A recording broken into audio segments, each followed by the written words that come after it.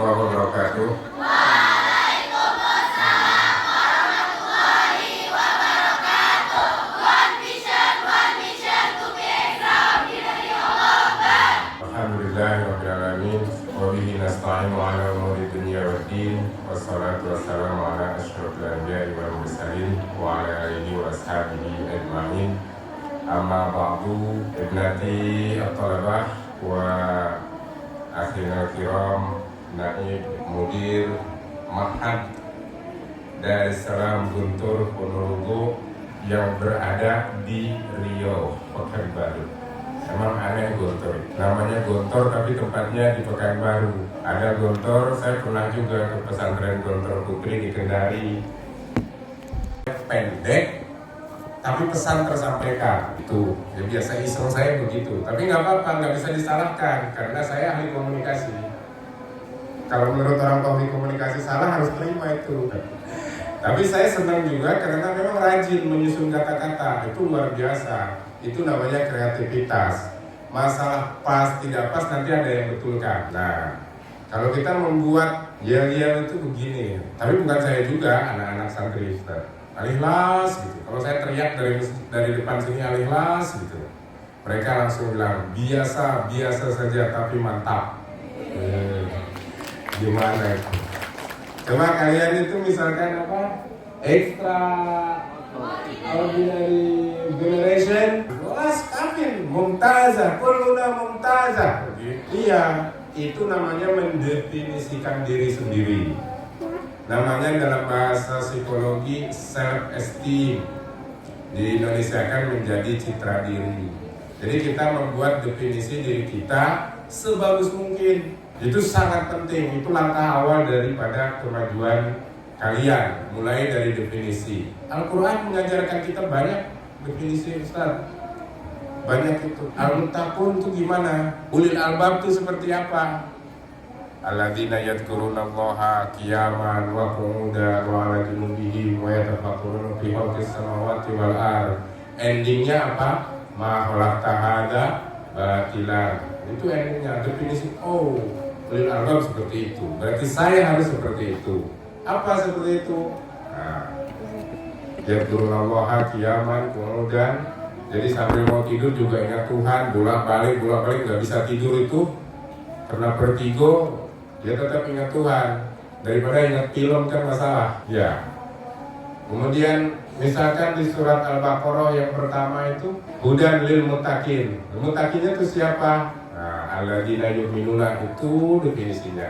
Qad aflahal mu'minun. Siapa mu'minun? Nah, alladzina hum fi sholatihim Syi'un, Masya Allah kok sahun ini. Jangan salah kalau definisi begitu. Kalau al-mu'minun itu alladzina fi sholatihim Syi'un. Itu saja nggak cukup kalau mukmin itu. Itu saja tidak cukup. Harus apa? Anil lagwi mu'ridun. Anil lagwi mu'ridun kalau diterjemahkan bahasa modernnya tidak pernah main game. Ya, kalau sekarang kan musimnya game. Ada game online, ada game judi, macam-macam. Nah, Al-Quran jauh-jauh sudah mengingatkan anil lagwi mu'ridun. Berarti tidak main game, tidak nyoret-nyoret bajunya. Terus banyak definisi. Jadi kalian baca Quran itu dikritisi definisinya seperti itu. Kira-kira itulah cara Allah mengajarkan kita membuat definisi diri kita. Man nahnu, tadi apa? Nahnu extraordinary generation. Nah, mampu nggak menunjukkan itu? Itu hanya bukan hanya sekedar syiar, itu definisi kalian. Itu adalah visi yang kalian bangun. Aku harus seperti itu. Minimal bisa seperti itu. Ya. Nanti seperti apa? Jadinya kalau cita-citanya udah tinggi, kalau saya dulu waktu di Gontar suka dengar tuh cita-cita tuh harus tinggi. Kalau cita-cita hanya jadi RT, giliran gagalnya kan hansip. Tapi kalau cita-citanya jadi jenderal, gagalnya itu brigadir jenderal, gagalnya lagi poluan yang di jalan raya Polantas. Jadi harus tinggi-tinggi. Siap ya? Sampai jam berapa kita siapnya? Atas sahur. Barusan saya ikuti Zoom itu internasional, saya diundang. Saya ikut Zoom apa? Sebetulnya pembahasannya sederhana, hukum adzan. Tapi saya ikutin aja, ingin tahu bagaimana orang Arab mempresentasikan. Karena pada tanggal 10 giliran saya, bukan kuliah pada taraweh, wala qoblal maghrib, wala kuliah subuh, wa innama kuliah sahur. Karena jadwal saya itu jam 11 di Tauqiti Makkah, jam 11 malam waktu Mekah, artinya jam 3. Saya bilang ini nggak jelas kalau di Indonesia definisinya. Kuliah subuh, kuliah menjelang maghrib, apa kuliah sebelum taraweh atau pada taraweh, nggak jelas. Yang ada kuliah sahur. Tapi itu lebih baik ketimbang nonton tukul waktu sahur. Sementara di dalam Al-Quran disebutkan al-mustaghfiruna bil ashar, ada lagi dalam ayat lain wabil ashar yastaghfirun. Waktu sahur itu bagusnya untuk beristighfar. Ini ketawa-ketawa nonton si tukul. Ya itulah kekalahan kita. Maka mulai malam ini nggak akan ada kan. Kalau ada yang nonton di rumahnya, Bu, wah ibunya ketawa-ketawa nonton si tukul. Wabil ashar yastaghfirun gitu. Definisinya. Tuhan tuh udah mengatur waktu-waktunya loh. Nah ini kekalahan kita. Sebetulnya saya ingin bicara banyak tentang itu, tapi bukan itu. Judul saya adalah ini. Wawasan muadalah. Anak-anakku sekalian, berbahagia saya bisa hadir bersama antunna semuanya.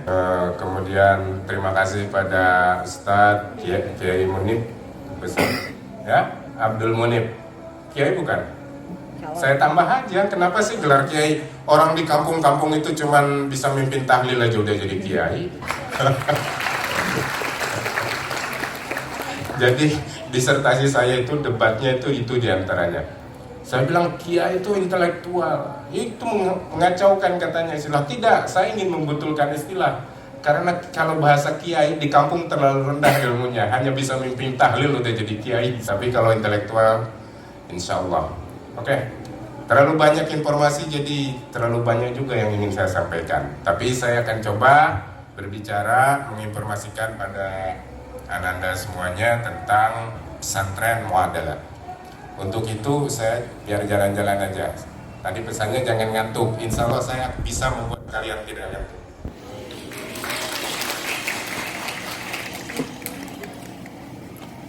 Ini ada buku judulnya Perjuangan Pesantren, Nampaktilas Perjuangan Pesantren di Orde Reformasi. Itu sebetulnya adalah perjuangan tentang pesantren muadalah. Ya, Dr. Amal Fatullah Tirkasi.